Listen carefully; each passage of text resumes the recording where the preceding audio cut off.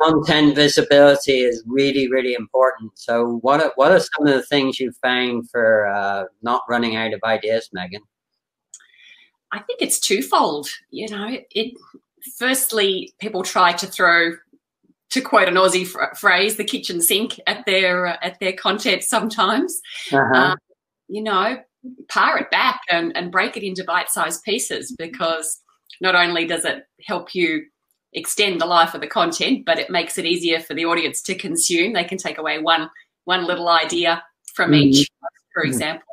And the other thing is that anytime there is feedback, there is, you know, the beginnings of an idea there, because you're getting the language that the people are using, which you can mirror in your future messages. And you're getting issues and, you know, challenges to your point, perhaps, or support to tell you what to create more of. But I guess my model is a little non-traditional in that sense. I like to kind of poke around a little bit, use a lot of non-businessy language. So you can have a lot of fun with that then, and then that throws open the floodgates for creating so much more.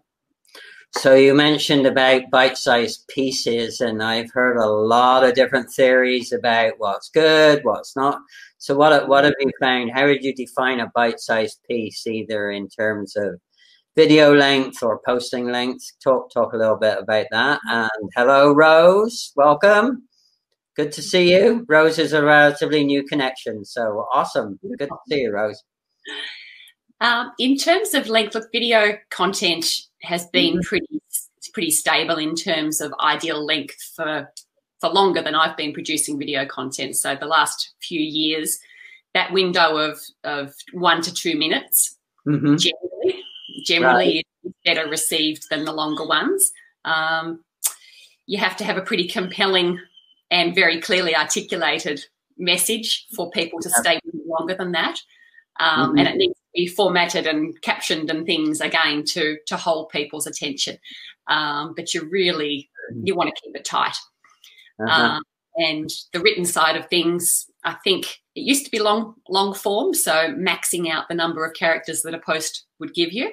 A lot of people are speculating now that about half of that is appropriate. But my theory is, do what feels adequate. Don't overdo the point just to fill the space. Right.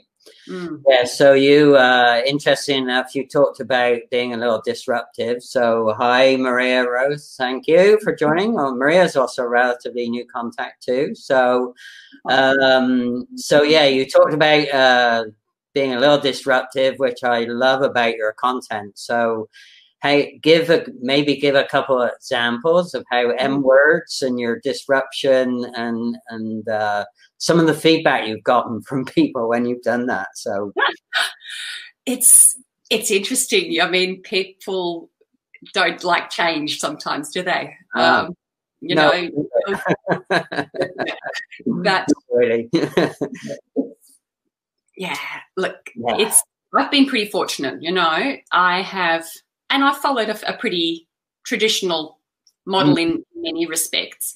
I use language often that people don't commonly use, simply because I love to write and I love to be very expressive and descriptive in what I do. So I often throw in words that are non-traditional business words, you know, and I'll bring in little anecdotes to do with my family or, you know, people in my life and things like that, to make it a bit interesting. It's when you start to touch on things that are perhaps very personal, and not in a sense of I'm declaring some deep, dark secret to the world, but more just where you start to touch on subjects where there's a little traditional sensitivity, you know, things around race, sex, religion, politics, you know. I don't touch politics. I leave that well alone. And same with religion. But, you know, anything that has to do with human connection, I think you can start to push people's buttons a little bit.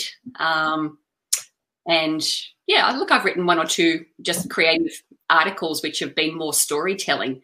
And people have pushed back on those a little bit and sort of it's the traditional, oh, this is a business platform, you're getting a little too suggestive or, you know, and that's not the intention. It's really just a bit of wordplay. Right. But people feel confronted by that. Sure. Yeah, I like to. Go ahead. I'm sorry. So I like to do syncopation of words. So my personally, my favorite things are trying to group things in threes. So that's why I use a lot of threeisms. So I know that's not a real word, but anyway. So triple headers we could call them. Triple. Oh, I like that. That's a yes. Triple headers. How about that? Or triple disruptive, maybe. Yes. Yes. All right. Triple D, right? Disruptive, disruptive, disruptive. So.